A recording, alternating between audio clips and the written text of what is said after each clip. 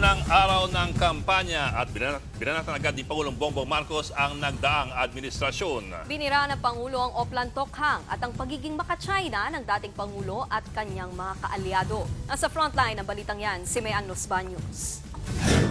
Naaawa rin po kuminsan sa ating mga katunggali dahil nagmamakaawa para makakuha ng mga malalakas at magagaling na kandidato.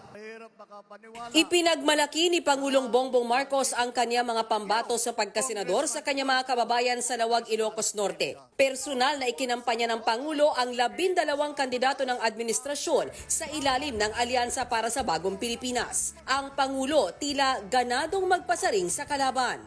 Di tulad ng iba, karampot lang ang kandidato. Dito po, buo kami.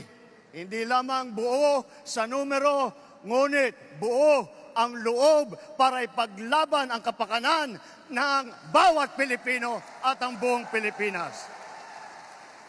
Nagtataka nga ako, parang yung mga iba na naging kandidato, nag-deliver lang yata ng suka, nabigyan na ng certificate of candidacy. Pagmamalaki pa ng Pangulo, maganda ang record ng kanilang senatorial candidates, hindi gaya ng iba. Wala sa kanila ang may bahid ng dugo dahil sa tukhang. Wala sa kanilang kasabwat sa pagbulsa ng sako-sakong pera, pinagsamantalaan ang krisis ng pandemya, pinabayaan ang ating mga kababayan na magkasakit at mamatay. Wala rin daw sa mga admin bet ang pumapalakpak sa China sa gitna ng pangaagaw sa ating mga isla. Wala sa kanila ang mga pumapalakpak sa China at natutuwa pa kapag tayo ay binobomba ng tubig. Tayo ba ay papayag na babalik sa panahon gusto ng kung kailan gusto ng ating mga liderato maging probinsya tayo ng China? Babalik ba tayo sa nakaraan na ibinubugaw ang ating bayan bilang isang sugalan ng mga dayuhan? Tila pinaringgan din ng Pangulo ang isang partikular na kandidato. Wala po sa kanila ang tilang sakristan ng isang bulaang propeta na nasasakdal dahil sa pagyurak sa ating kabataan at sa ating kababaihan. Wala sa kanila ang tagataguyod ng pugad ng krimen, ng sentro ng paglalapastangan ng mga kababaihan na mga pugo. Matapos magsalita ng mga kandidato, itinaas mismo ni PBBM ang kanilang mga kamay. Ang kapatid niya si Senator Amy Marcos na hindi tumalo noong proklamasyon, kusang lumapit sa Pangulo at nagtaasan din sila ng kamay sa campaign rally.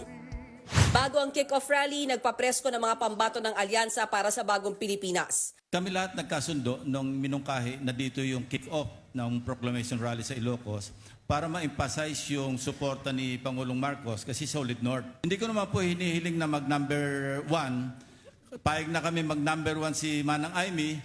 Kung pwede lang po kami lahat number 2. Salamat po.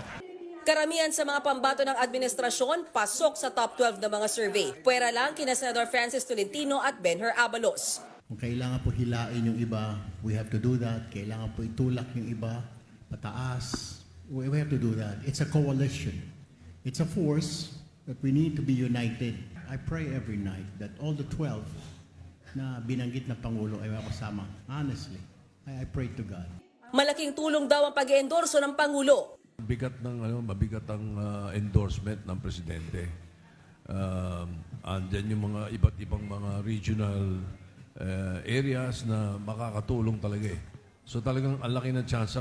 Tikom naman ang bibig ng ilan sa impeachment trial ni Vice President Sara Duterte dahil kailangan daw muna nilang manalo bago magkomento. Mula rito sa Lawag City, Ilocos Norte, nagbabalita mula sa Frontline, Mayan Los Baños, News 5. Mga kapatid, Ed Lingaw po, maging maalam at may pakialam sa mga napapanahong balita sa ating bansa. Para sa mas malalimang pagtalakay at paghimay sa mga issue at headlines, tumutok lamang at pag-subscribe sa social media pages ng News 5.